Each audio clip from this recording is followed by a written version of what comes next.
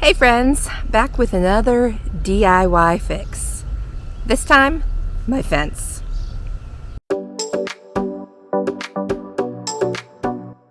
Welcome back friends. If you're new here, I'm Jen, single mom, artist, and entrepreneur. And my whole goal with this channel is to show other single parents that it is absolutely possible to build a life that you love, even doing it by yourself. So today we're doing a DIY fence repair. As you can see behind me here, my fence got hit by a car last winter. And as a temporary fix, we pushed the fence posts back up and put these little boards here and strapped them down with some wire just to keep the dogs in. Well, Bristol, my 2-year-old lab, has figured out that she can wiggle through those boards. She's been escaping constantly for about the last month, and I have had it. It is time to fix this fence so that the silly dog can stop getting out. So I've never done this before. Yeah, I'm gonna figure it out as I go, and you get to watch.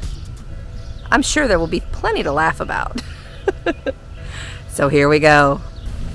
Now you can't see my wheelbarrow that's off camera. I might need to be closer so you can hear me. My wheelbarrow is off camera. All my little tools are in it. I'm going to start by clipping the wires that are holding, barely, these pieces of wood in. And then we'll just go from there.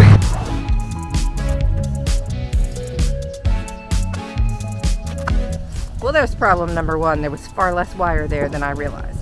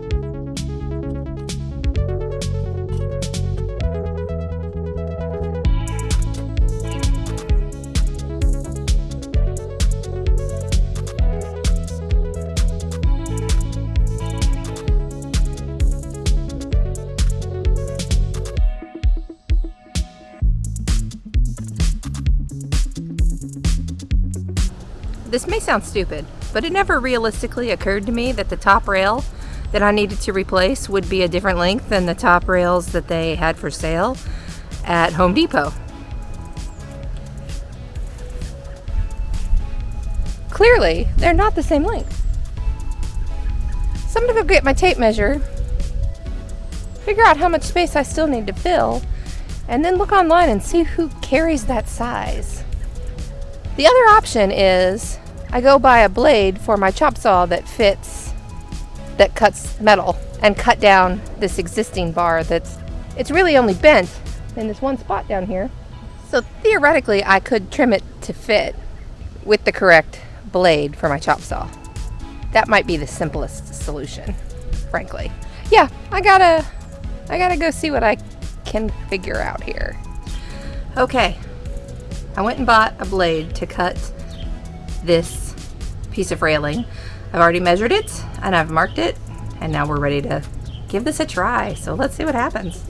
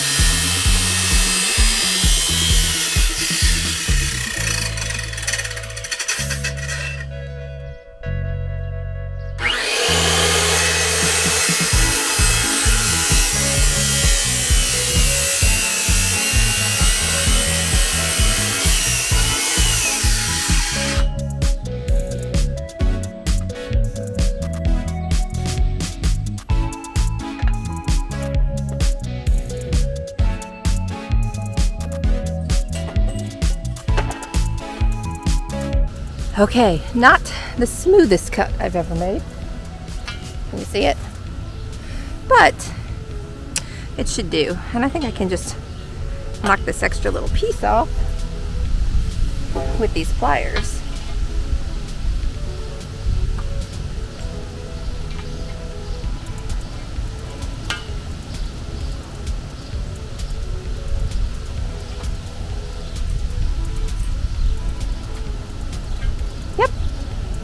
It'll do.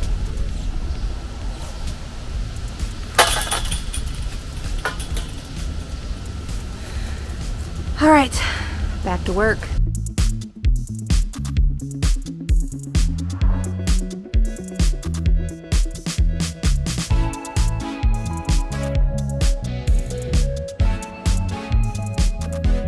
Not perfectly straight, pretty damn good. Now I just have to put the chain link on, tighten the bottom, and redo all the little things that hold the chain link to the fence, to the railing and all. Still a little bit of work to go, but we're getting there.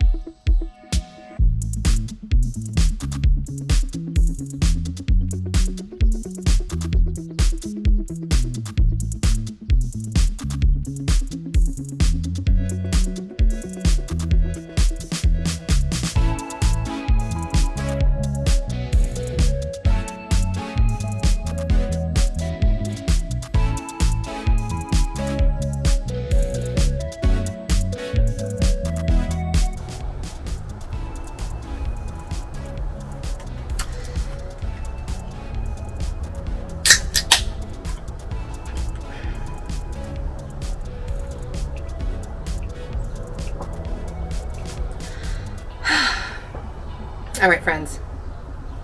I am a hot and sweaty mess. I did finish the fence. I apologize that you didn't get to see all of it. My camera battery died, and I frankly didn't realize it because I was just trying to get the dang fence done. But I got it finished, and I will show you it as well.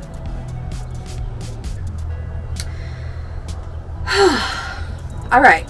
Oh my gosh, I'm so hot.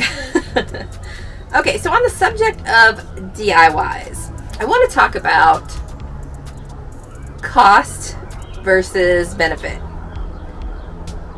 Some things are not worth doing yourself. They just aren't. I deemed this project worthy of tackling myself because of the sheer cost savings of doing it myself. Now, it is not perfect. It would look way better if I had hired a fence company to come fix it. But it's functional. It'll keep my dog in. Bristol, because Penny's a good girl. She doesn't leave the yard. So let's talk about the cost. I spent, let's see, I have 3 different receipts here because I had to go to 3 different stores. I started at Home Depot to get my fence materials. That's where I thought I needed to go.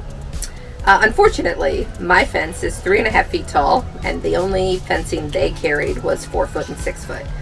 So I had to get the actual fencing elsewhere. I ended up going to Menards for that.